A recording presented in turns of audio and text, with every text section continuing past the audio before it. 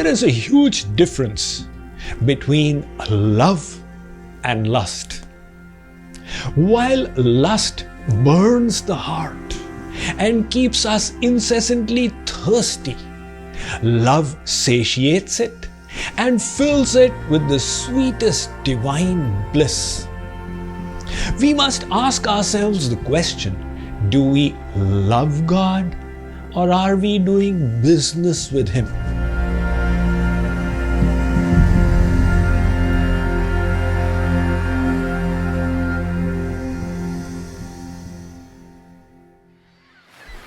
One man was walking by the oceanside when he felt thirsty.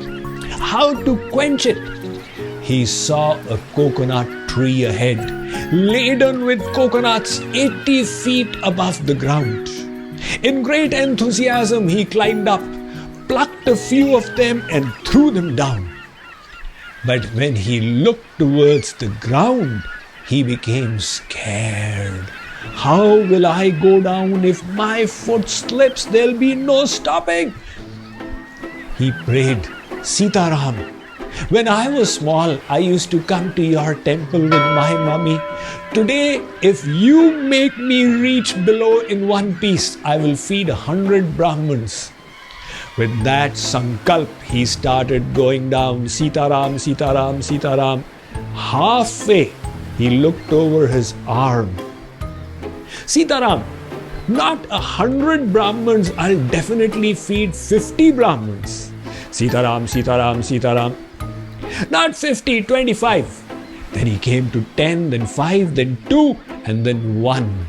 And finally, when his feet fell on the ground, he said, Sitaram, what had I resolved? I had said I'll feed 1 Brahman. These are days of great financial difficulties. I'll feed myself and you be happy. What was this man doing? He was engaging in business with God. We must understand the distinction where the sentiment is. Give and then take, and give and take. That is not love. It is business. Where the sentiment is, take, take, take. What is there in it for me? It's all about I, me, myself, and my happiness. That is also not love. It is lust. Where the sentiment is, give, give, give. Sacrifice for the happiness of the beloved. That is real love. So the opposite of love is lust. In between is business. We must try and cultivate the sentiment of true love within us. Then we will develop the finest intention in all our works to please our supreme divine beloved. Let's take inspiration from this story. Every Indian has heard the name of Tansen. He was the great musician in medieval India, for whom it is said he would sing a Rag Megh Malhar and cause the rain to fall. And he could sing Rag Deepak and get lamps to be lighted. He was one of the crown jewels in the court of the Mughal Emperor Badshah Akbar. One day, Akbar asked him, Tansen, you sing so well. Who is your guru? Tansen said, Huzur, he is Swami Haridas. He resides in Vrindavan. Akbar said, call him over to Delhi. I wish to meet him. Tansen responded, Huzur, he will not come. He is a sadhu, a renunciant monk. For him, a beggar and a king are alike. if you aspire for his darshan, you will have to go to Vrindavan. Akbar consented to make that sacrifice to see this noble soul. He changed his attire and incognito he accompanied Tansen to Vrindavan. They reached the hermitage of Swami Haridas. He was a saint in medieval times who is reputed to be a descendant of Lalita Sakhi, one of the Mahasakis of Radharani.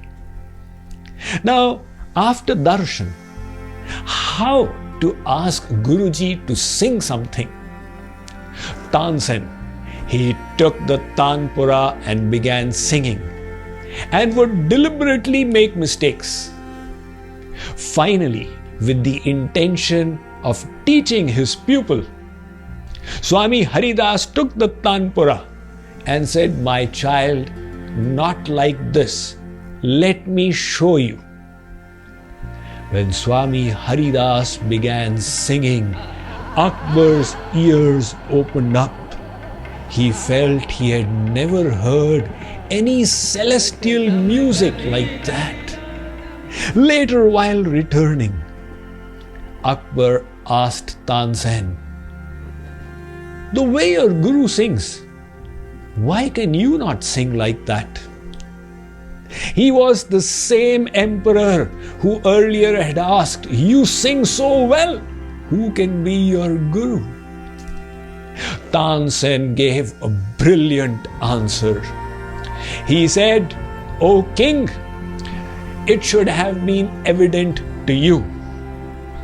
I sing for the pleasure of Hindustan, for you. My guru sings for the pleasure of the king of the world, Bhagavan.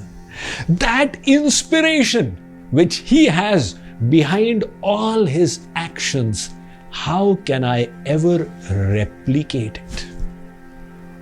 So, when we hold the flame of selfless divine love in our heart, when we fill our mind with pure loving sentiments of selfless love, that will purify our mind and bring out the best in us.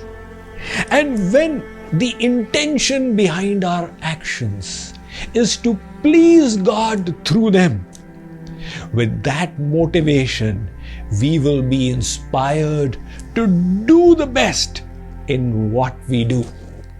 As the saying goes, the talents we have is God's gift to us. What we make of it is our gift to God. So, in this way, through love for God, we will become the best that we can be. And inspired by that love, we will do the best that we can do. And the consequence of this will be, we will feel the best that we can feel. And that is the purpose of life and how it will be accomplished. Let this much be our understanding for now.